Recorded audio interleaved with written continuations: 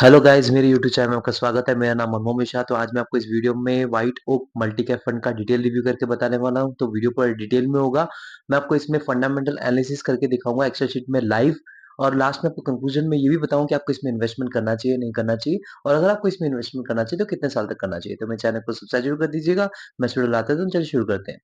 तो जैसा कि आप मेरे यहाँ पे स्क्रीन पे देख पा रहे होंगे, White Oak multi cap fund, इसका अगर आप लॉन्च ऑन डेट देखें तो 22 सितंबर 2023 है। मतलब ये फंड कोई ज्यादा पुराना फंड नहीं है। इसको लॉन्च होते होते 1.2 ईयर्स ही हो चुके हैं। इसका कैटेगरी रिटर्न देखिए 1.2 ईयर्स में तो 29.52% तक का मैसिव रिटर्न है। और इस फंड का अगर आप रिटर्न देखिए 1.2 ईयर्स में तो 36.03% तक का मैसिव रिटर्न है। तो आप देख पा रहे किसने अपने कैटेगरी को कम से कम 5 या 6% से ज्यादा से बीट कर रखा है। 6.5% मान सकते हैं। तो 6.5% एक बहुत बड़ा मार्जिन होता है। भले ही आप देखा जाए एक साल के हिसाब से इसको जज करना थोड़ा ज्यादा अर्ली होगा, लेकिन उसके हिसाब से कैटेगरी बीटिंग रिटर्न होना थोड़ा जरूरी होता है। तो उस हिसाब से अगर आप देखा जाए तो डेफिनेटली यहाँ पे एक पॉजिटिव फीडबैक रहेगा रिटर्न के मामले में। तो इसका अभी अब हम नीचे इसके बारे में भी डिस्कस करने वाले हैं कि इसमें रिस्क कितना है, कैटेगरी के हिसाब से रिस्क कितना है। अगर देखिए रिस्क बहुत ज्यादा ले रहा है कैटेगरी से और रिटर्न इतना दे रहा है तो यहाँ पे नेगेटिव फीडबैक हो जाएगा। तो नीचे हम पूरा डिटेल में फंडामेंटल एनालिसिस इसका करने वाले हैं। तो मान लीजिए इस फंड में आपने एक साल तक 1000 रुपए एसआईपी किया होता कंटिन्यूअसली हर महीने, तो आपको जो अमाउंट डिपॉजिट होता तो 12,000 रुपीज, और 12,000 रुपीज आपको कन्वर्ट होकर बन गया होता 14,675 रुपीज में। तो आप देख पा रहे कि मतलब एक साल के बाद आपका पैसा जो है 2,675 रुपीज की बढ़ोतरी हुई होती। अब मान लीजिए इस फंड में ना इन्वेस्टमेंट करके आपने गोल्ड में इन्वेस्टमेंट किया होता है एक साल तक कंटिन्यूसली हर महीने हजार हजार रुपए, तो कुछ अमाउंट डिपॉजिट होता है वो 12,000 रुपीज, और 12,000 रुपीज आपको कन्वर्ट होकर बन जाता है 13,678 रुपीज में। जी हाँ। तो अब देख पा रहे कि मतलब जो आपका पैसा है गोल्ड में आपका थोड़ा कम रिटर्न मिला है as compare to this mutual fund. और एफडी की बात करें तो एफडी में अगर आप देखें तो आपका जो अमाउंट डिपॉजिट होता है वो 12,000 रुपीज, और 12,000 रुपीज आपको कन्वर्ट होकर बन गया होता है एक साल के बाद 12,462 रुपीज। मतलब सिर्फ 462 रुपए का ही प्रॉफिट आपको हुआ है। तो देखा जाए आपको क्यों इसमें इन्वेस्टमेंट करना क्यों जरूरी होती है, मतलब किसी में भी हो, चाहे कोई भी म्यूचुअल फंड हो या गोल्ड में हो, ये आपको यहाँ पे शीट में ही पता चल गया होगा कि मतलब आपको रिटर्न जो है कितना डिफरेंस दिख रहा होगा। मतलब मैसिव डिफरेंस है, वो भी इतने कम अमाउंट में, वो भी इतने सिर्फ एक साल में। तो डेफिनेटली आपको इन्वेस्टमेंट करना जरूरी क्यों है इससे पता चल गया होगा। तो फिर रिटर्न वर्सेस कैटेगरी की बात करें तो यहाँ पे रिटर्न अबव एवरेज है। देखिए अभी अबव एवरेज इसलिए क्योंकि देखिए कैटेगरी बिटिंग रिटर्न है, तो डेफिनेटली इसको अबव एवरेज ही माना जाता है, क्योंकि एवरेज यहाँ पे हम कैटेगरी को ही मान के चले हैं। तो यहाँ पे रिस्क वर्सेस कैटेगरी की बात करें तो एवरेज है वो कैसे है, अभी हम नीचे डिस्कस करेंगे मार्केट कैपिटल, और जब सेक्टरल एलोकेशन के बारे में हम बात करेंगे। यहाँ पे मतलब मान लीजिए आपने डिसीजन ले लिया कि इस पर्टिकुलर म्यूचुअल फंड में इन्वेस्टमेंट करना चाहते हैं, तो आप मिनिमम एसआईपी 100 रुपीज से कर सकते हैं, जो कि पॉजिटिव फीडबैक रहेगा। क्योंकि देखिए आजकल जो स्टूडेंट लोग भी इन्वेस्टमेंट कर रहे हैं तो 100 रुपीज बहुत ही कम है, तो स्टूडेंट लोग भी इन्वेस्टमेंट करके यहाँ पे कर सकते हैं। अब वन टाइम इन्वेस्टमेंट की बात करें, मतलब लमसम की बात करें, तो 500 रुपीज से आप लमसम कर सकते हैं, जो कि बहुत ही बढ़िया है, रीजनेबल अमाउंट है। तो यहाँ पे आप लमसम से 500 रुपीज से भी कर सकते हैं, जो कि पॉजिटिव फीडबैक रहेगा। लॉक इन पीरियड की बात करते हैं, कोई भी लॉक इन पीरियड नहीं, कभी भी आप यहाँ पे इन्वेस्टमेंट कर सकते हैं, कभी भी यहाँ से आप एग्जिट मार सकते हैं। अब यहाँ पे एम साइज की बात करते हो, एम का फुल फॉर्म होता है एसेट अंडर मैनेजमेंट। जी हाँ, ये पर्टिकुलर म्यूचुअल फंड में कितना पैसा इन्वेस्टेड है उसी उसी से आपको पता चलता है एयूएम साइज। तो एम साइज यहाँ पे देखा जाए तो 1301 करोड़ रुपीस तक का इस पर्टिकुलर म्यूचुअल फंड में पैसा इन्वेस्टेड है।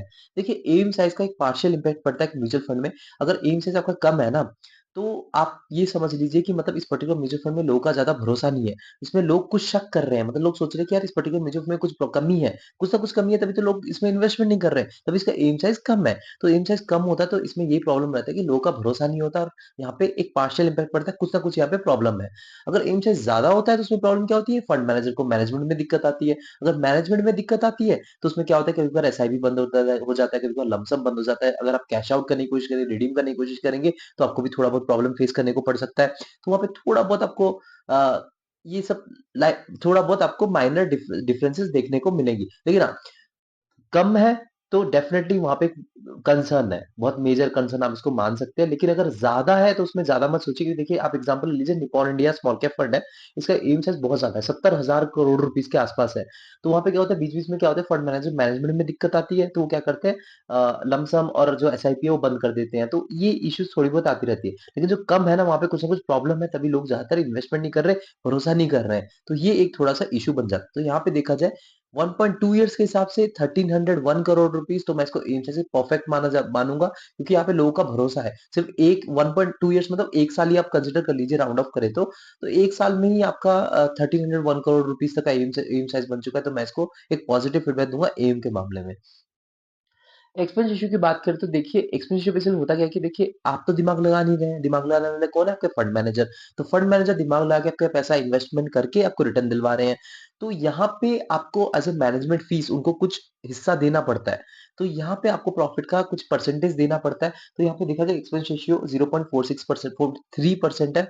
तो जो अच्छा खासा माना जाता है, अगर 1% से नीचे आपका एक्सपेंस रेशियो है ना, उसे अच्छा खासा माना जाता है। तो यहाँ पे देखा जाए तो 0.43 है, तो एकदम बेस्ट है। मैं यहाँ पे एक पॉजिटिव फीडबैक दूंगा, मैं तो सुपर पॉजिटिव फीडबैक दूंगा, क्योंकि मैंने एक जो क्राइटेरिया सेट कर रखा है 0.7%, उससे नीचे होना जरूरी होता है। तो देखिए, लॉन्ग रन में ना 0.8%, 0.9% है, जीरो या फिर 1% का एक्सपेंस रेशियो भी लाखों करोड़ों का डिफरेंस बन जाएगा। और मैं नहीं चाहता कि आप 10-12 साल या 15 साल तक आप इन्वेस्टमेंट कर रहे हैं और इन्वेस्टेड रह रहे हैं, और आपको जब लाखों करोड़ रुपीस बन गए और उसमें से आप लाखों करोड़ रुपीस हिस्सा दे रहे हैं, मतलब किसी को एज ए मैनेजमेंट फीस। तो ये चीज नहीं होना चाहिए, इसलिए 0.43% एकदम परफेक्ट एक्सपेंस रेशियो है। एक्सपेंस रेशियो मालूम है, पॉजिटिव फीडबैक रहेगा।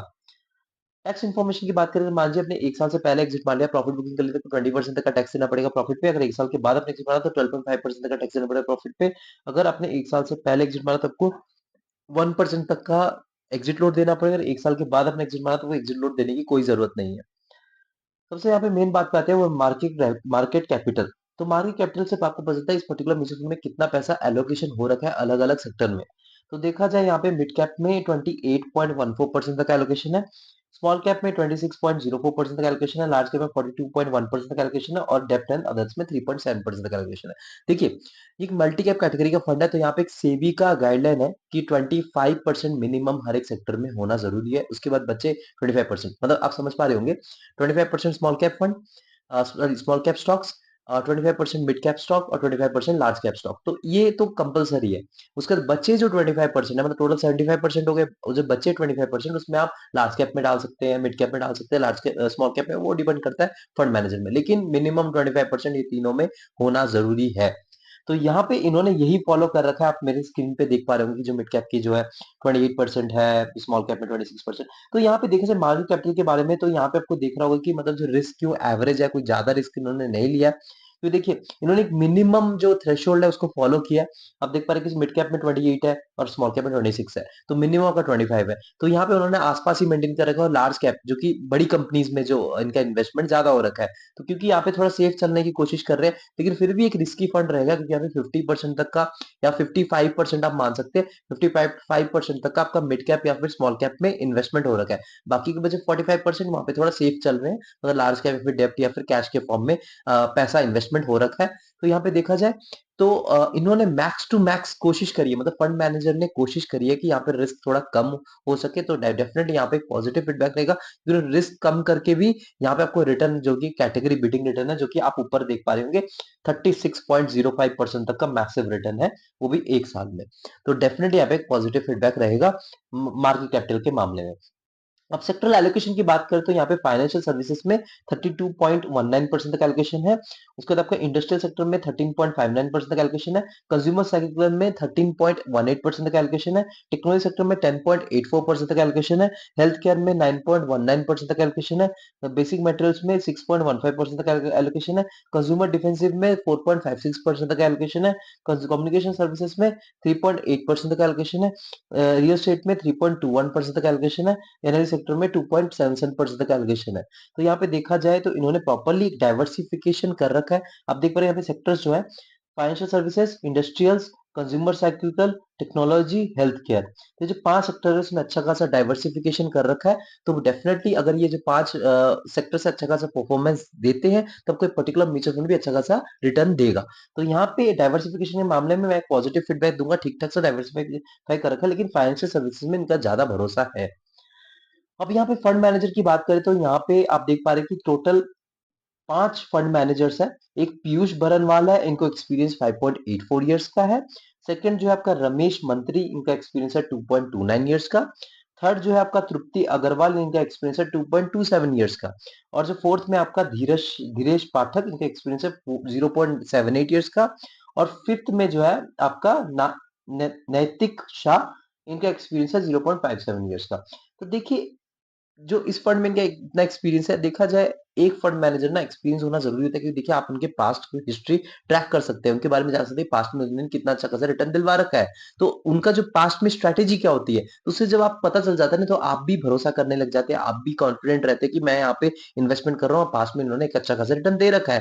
तो आप फिर यहाँ पे निडर होके, कॉन्फिडेंट होके इन्वेस्टमेंट करने लग जाते हैं। तो यहाँ पे देखा जाए जो एक फंड मैनेजर है पीयूष बर्मन, इनके एक्सपीरियंस 5.84 ईयर से मतलब मान सकते हैं 6 ईयर्स। तो इनके बारे में आप पास्ट हिस्ट्री ट्रैक कर सकते हैं, आप इनके बारे में रिसर्च कर सकते हैं, इनके बारे में जान सकते हैं इनकी स्ट्रैटेजी क्या होती है, तो आप उसमें भी कॉन्फिडेंट होंगे और आप यहाँ पे पॉजिटिव फील करेंगे। तो यहाँ पे एक पॉजिटिव फीडबैक रहेगा, रीजन ये है कि फंड मैनेजर्स ठीक-ठाक से एक्सपीरियंस है और ज़्यादा फंड मैनेजर्स है तो अच्छा खासा मेंटेनेंस में प्रॉब्लम नहीं होगी। जो मैंने आपको बताया था ईएम साइज़, जब ईएम साइज़ ज़्यादा हो जाता है तो प्रॉब्लम क्या होती है कि उसमें मेंटेनेंस की दिक्कत आती है। वो फिर सँभाल नहीं पाते, वो भाई इतना ज़्यादा कैश आ चुका है, तो कैसे कहाँ पे कैसे मेंटेनेंस मतलब मेंटेन करें। तो यहाँ पे फंड मैनेजर जितने ज़्यादा है, तो वहाँ पे थोड़ा बहुत अच्छा खासा हो जाता है।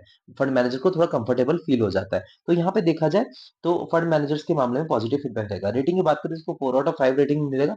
रीज़न ये है कि देखिए यहाँ पे कोई भी मुझे कमी नहीं दिखी है। अगर आप 1 साल का रिटर्न भी देखें ना तो रिटर्न बहुत मैसिव है। 36.05 जो कि कैटेगरी बेटिंग कैटेगरी से 6% से ज़्यादा का डिफरेंस है आप देख पा रहे हैं। उसके बाद अगर आप देखें मिनिमम एसआईपी ₹100 से स्टार्ट कर सकते हैं, लमसम भी बहुत ही कम अमाउंट है, ईएम साइज़ भी परफेक्ट है, कोई इसमें प्रॉब्लम नहीं लगा, एक्सपेंस रेशियो भी बहुत ही बढ़िया है, 0.43%। उसके बाद अगर देखा जाए मार्केट कैपिटल की बात करें तो बहुत ही बढ़िया है, क्योंकि इन्होंने कम से कम रिस्क लेने की कोशिश करी और आपको रिटर्न भी ज़्यादा दिलाने की कोशिश करी है। सेक्टरल एलोकेशन की बात करते हैं वो भी बढ़िया मुझे लगा है, बहुत ही अच्छा खासा डाइवर्सिफिकेशन कर रखा है।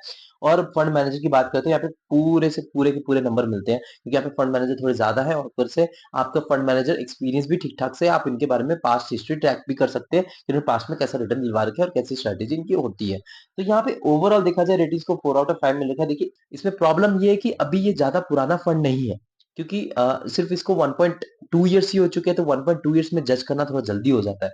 1.2 ईयर्स के हिसाब से अभी के दौरान देखा जाए तो ये परफेक्ट अच्छा खासा मल्टी कैप कैटेगरी का फंड आप इसको मान सकते हैं। लेकिन अब दूसरे म्यूचुअल मल्टी कैप के रिलेटेड म्यूचुअल फंड हाउस के बारे में भी रिसर्च कर सकते हैं, जैसे कैनरा रोबेको मल्टी कैप हो गया और भी कई सारे ऐसे bank of India multi cap हो गया।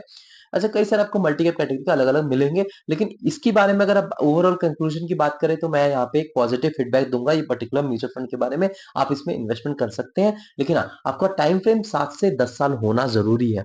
क्योंकि आप एक मल्टी कैप कैटेगरी का फंड में इन्वेस्टमेंट कर रहे हैं तो आप मान सकते हैं कि आप जो रिस्क ले रहे हैं ना, मिड कैप से थोड़ा कम और लार्ज कैप से थोड़ा ज़्यादा रिस्क ले रहे हैं। तो लार्ज कैप में आपको एक रिटर्न के मैं आपको रेंज बताता हूँ, देखिए अभी अभी तो आपको दिखा होगा 36%। अगर आप लॉन्ग टर्म के लिए सोच रहे हैं ना 7 से 10 साल के लिए, तो आपका आपका जो एक एक्सपेक्टेशन 17% से लेकर 21% के बीच में है, तो आप डेफिनिटली ऐसे म्यूचुअल फंड में इन्वेस्टमेंट कर सकते हैं। इसी के बीच में ही आपको रिटर्न मिलने के चांसेस है लॉन्ग रन में 17 से 21%। और आपका टाइम फ्रेम 7 से 10 साल होना चाहिए। और मैं आपको यहाँ पे रिस्क का जो बता दूं, ये लार्ज कैप से थोड़ा ज्यादा रिस्की है और मिड कैप से थोड़ा कम रिस्की है। इनके बीच बीच आप रिस्क मान सकते हैं और रिटर्न रेंज है 17 से लेकर 21, मैक्स टू मैक्स 22%। उसी के बीच में ही आपको लॉन्ग रन में इतने तक ही रिटर्न मिलते हैं। अभी आप ये 36% देख के चौक मत जाइए कि मतलब अभी 36 मिल गया तो आगे भी मिलता रहेगा, ऐसा नहीं है। एवरेज आउट होकर आपको उतने के बीच में मिलता है और आपका रिस्क उसके बीच में है, जो मैंने आपको बताया लार्ज कैप और मिड कैप के बीच में। तो आपका टाइम फ्रेम 7 से 10 साल है तो डेफिनेटली आप इस म्यूचुअल फंड में इन्वेस्टमेंट कर सकते हैं।